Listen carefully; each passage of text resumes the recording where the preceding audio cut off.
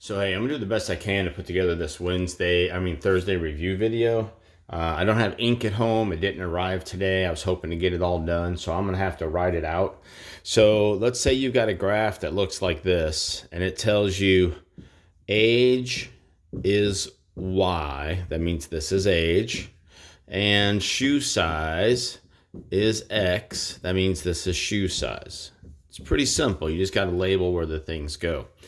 When you look at a graph like this, and you can see that the graph starts at 16, it's asking you, what does this 16 mean? Well, it should be pretty obvious here, guys. This 16 means 16 years old, and it would mean something about 16-year-old students. 16-year-old students are the youngest students that we're starting to ask this question of, right? Because that's obviously where we're starting. If we had a 12-year-old student in here, we would start down the graph somewhere around 12, okay? Pretty simple kind of first question. Now, there's going to be some things where they try to trick you. There's 1, there's 2, there's 3. Notice that this is not 1 right there. That's a half. So when we're doing slope, let's say we're jumping by 300ths, right? And the graph is doing something like this. All you have to do is find 1. Seriously. Come up here to where 1 touches the graph.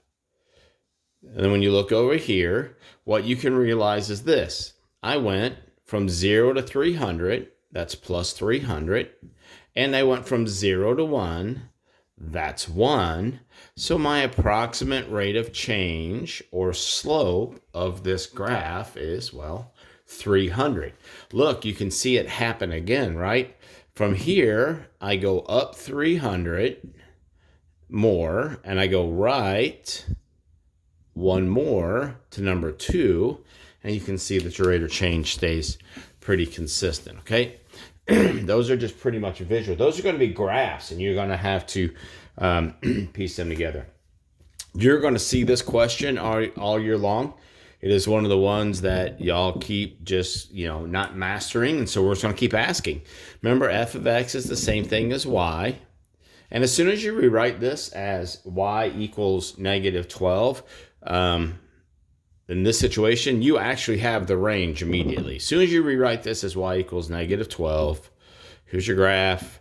1, 2, 3, 4, 5, 6, 7, 8, 9, 10, 11. Here's y equals negative 12. Okay? It's the only y that is touched. So if you rewrite f of x equals negative 12 into y equals negative 12, you automatically have the range. Then realize this graph goes left and right forever. So that means your domain, you guessed it, is all real numbers. Okay? So that'll be the first few problems that easily get you going on this Friday's mini test. I'm going back and forth between questions and stuff. Now, one of the things I showed you this week was in videos was shading. All right. So if I was to graph y equals 2x plus 1, it's going to look something like this. Okay. It's just a rough showing. Now, I told you before in a video that when we have less than or greater than, we use open circles. Less than, greater than, or equal to, greater than or equal to, we use closed circles. Well, when we're graphing, we just do this instead. Notice how there's gaps in the line. It becomes a dashed line.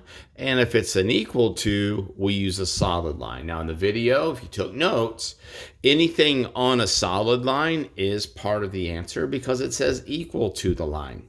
The reason we use dashed lines is as a reminder that nothing on that line will be part of the answer.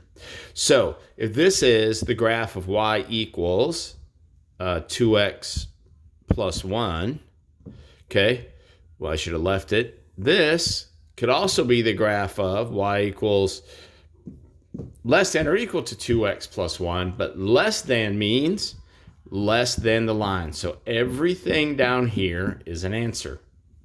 Everything on the line and everything down here would be the answers because it's all less than or equal to this line. Remember, 2x plus 1 is a line. We want all the y values less than or equal to that line. So they're on the line or less than the line. Okay? If we have a greater than or equal to, we have that same line and all the shading is above. This means equal to. This means greater than or equal to. And it's just some basic notes you have to take. Let's say we wanted to graph this as y is greater than 2x plus 1. Well, now we use a dashed line. And then the greater than doesn't change. We still shade above the greater than. Now, you almost never have to shade by hand for STAR or R exams. So your goal is to recognize this, right? You're going to see, let's say you've got a picture and you've got a dashed line and it's shaded down here. Then you got another dashed line and it's shaded above, right? Well, now everything between these two dashed lines are going to be your answers and solutions. But mostly, it just wants to know, can you recognize the equations? And let me tell you 9 times out of 10 how that's going to work. So let's say we have this dashed line crossing at 3. We are looking for y equals some kind of positive number with x plus 3. Oh, I'm sorry. Let's say it's shaded down here below the line. We are looking for y is less than some kind of positive number x plus 3. Why? Well, the less than because it's a dashed line and it's below the dashed line. And plus 3 at the end because it's going through 3. Now let's say we have another dashed line, right? And that's going through -2. Well, guess what? We're looking for something y, but let's say the shading is above this line. Well, then we're looking for a greater than, and then some kind of positive slope minus a 2. 9 times out of 10, if you can just recognize that, okay, I'm less than the graph crossing at 3 with a positive slope, and I'm greater than the line that crosses at -2 with a positive slope, almost every time that is sufficient knowledge to solve the problem, okay? Sometimes they're going to ask you straight up, what's the equation for a certain problem? So let's say we're crossing at 8 and we're crossing at,